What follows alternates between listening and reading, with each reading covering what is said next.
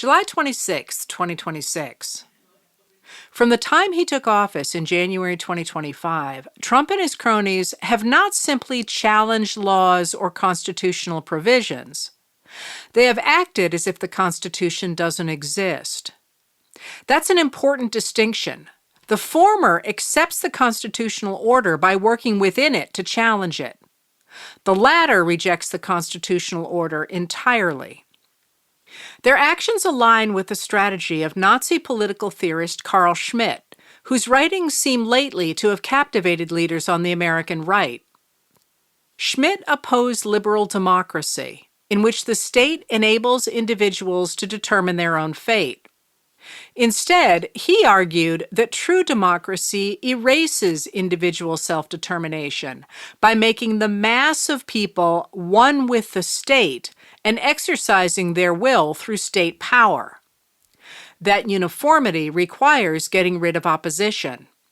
Schmitt theorized that politics is simply about dividing people into friends and enemies and using the power of the state to crush enemies.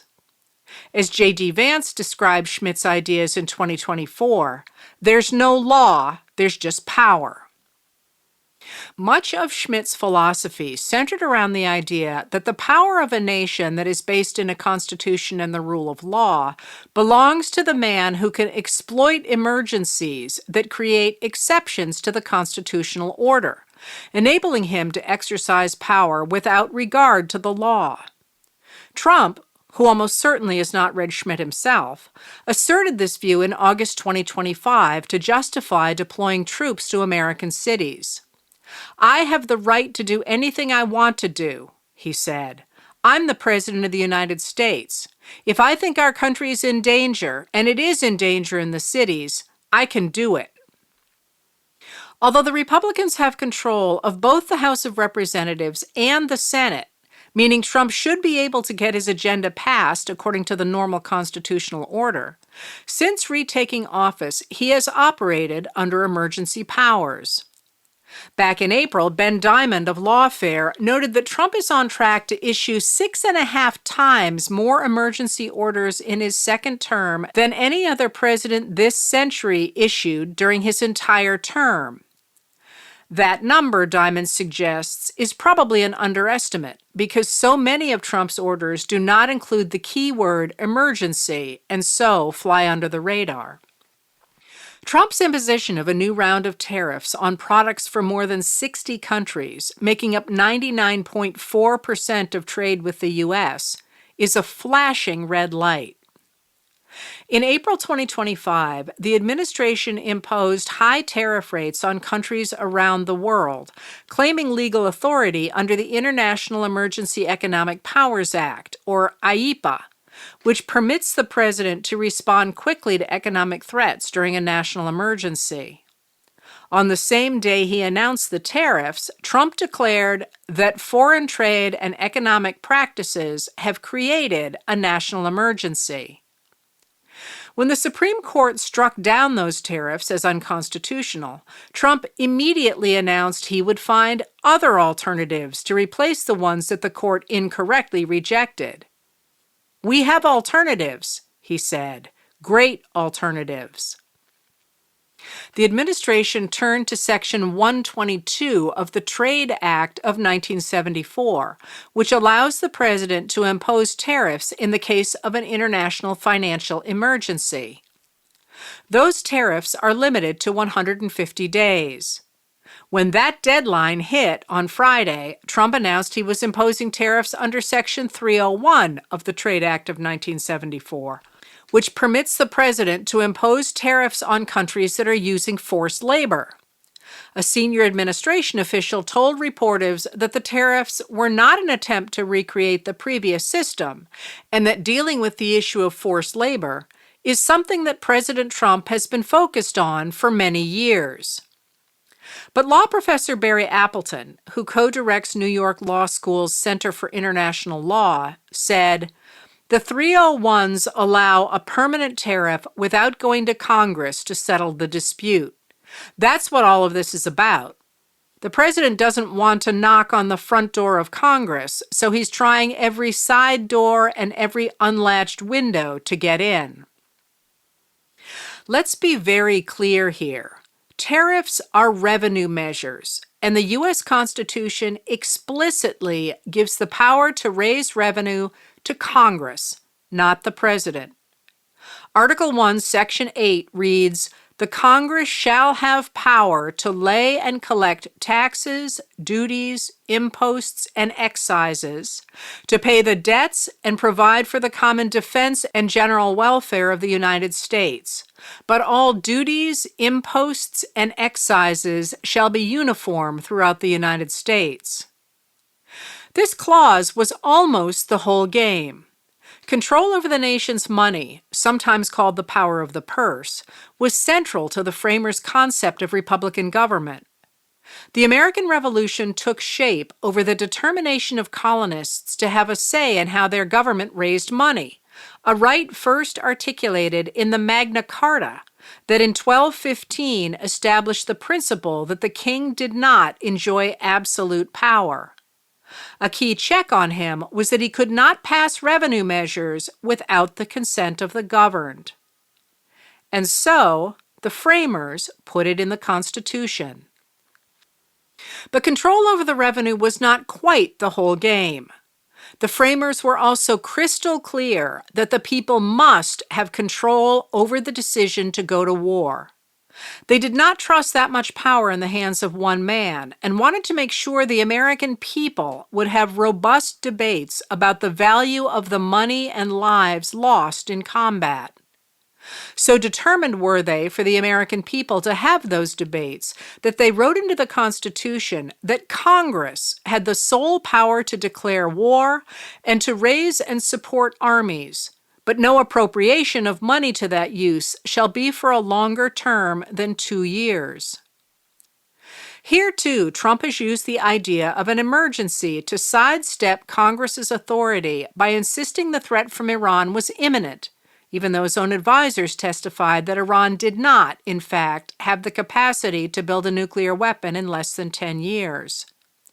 Under the 1973 War Powers Act, a president has the authority to respond to an imminent threat without congressional approval, so long as he notifies Congress in writing within 48 hours.